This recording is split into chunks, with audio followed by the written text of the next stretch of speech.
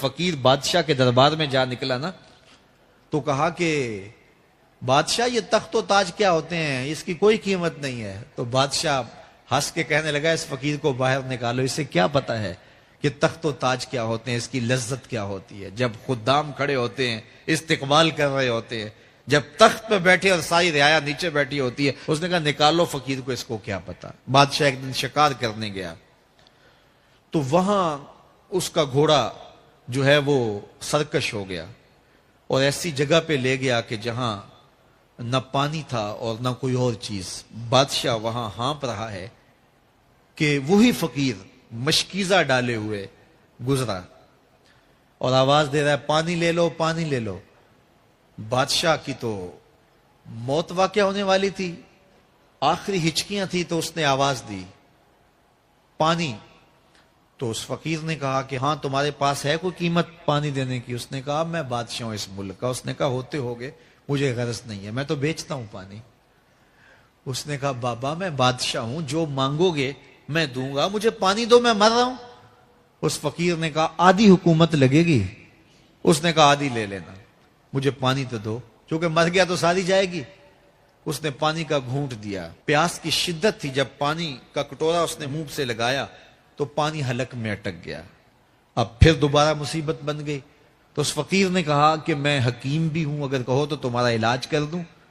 اس نے کہا ضرور کرو، لیکن اس نے کہا میں یوں ہی نہیں کروں گا، آدھی باقی حکومت بھی لگے گی، وہ بھی لکھ دو۔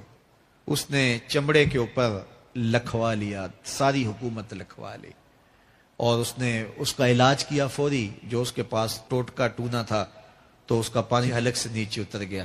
بادشاہ گھوڑے پہ بیٹھا واپس آیا، وقت گزر گیا، عرصہ بیت گیا۔ بادشاہ پھر تخت پہ بیٹھا تھا، وہی فقیر بھیس بدل کے دوبارہ آ گیا۔ پھر اس نے نصیحت کی کہ آخرت کو یاد کرو، یہ دنیا کچھ نہیں ہے، 4 دن کی کہانی ہے۔ بادشاہ نے کہا تو میرا خیال ہے پہلے بھی کبھی آیا تھا، تو نہیں سمجھتا تخت و تاج کی لذت کیا ہے۔ اس نے کہا اس کی کوئی قدر و قیمت نہیں ہے، چھوڑ اسے، آخرت سب کچھ ہے۔ تو اس نے کہا نکالو اس فقیر بابے کو، یہ اس دن بھی آیا تھا تو آج پھر آ گیا ہے، اپنی راہ لے بابا۔ اس فقیر نے اپنے تھیلے سے وہ چمڑے کی دستاویز نکالی جس کے اوپر اس نے ساری حکومت لکھ کے دی تھی۔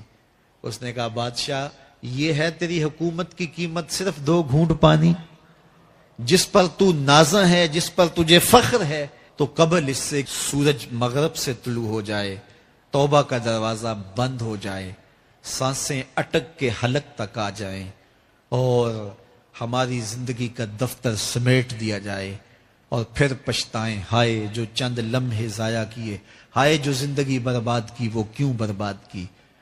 کل کے پچھتاوے سے بہتر آج کا پچھتاوا، زندگی پلٹ ہوگا، وقت پر کافی ہے ایک قطرہ بھی آب خوش ہنگام کا، جل گیا جب کھیت برسا می تو پھر کس کام کا۔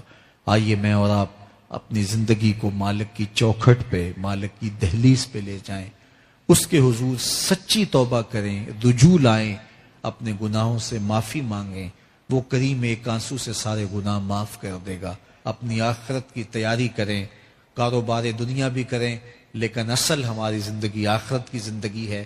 صحابہ کو خندق کھودتے دیکھا تو پیار آیا تو یہی کہا اللہم ان العیش عیش الآخرہ، اے اللہ زندگی تو آخرت کی زندگی ہے، فاغفر للانصار والمہاجرہ، میرے انصار کو بھی بخش دے، میرے مہاجروں کو بھی بخش دے۔ تو اللہ تعالی ہم سب کی مغفرت فرمائے۔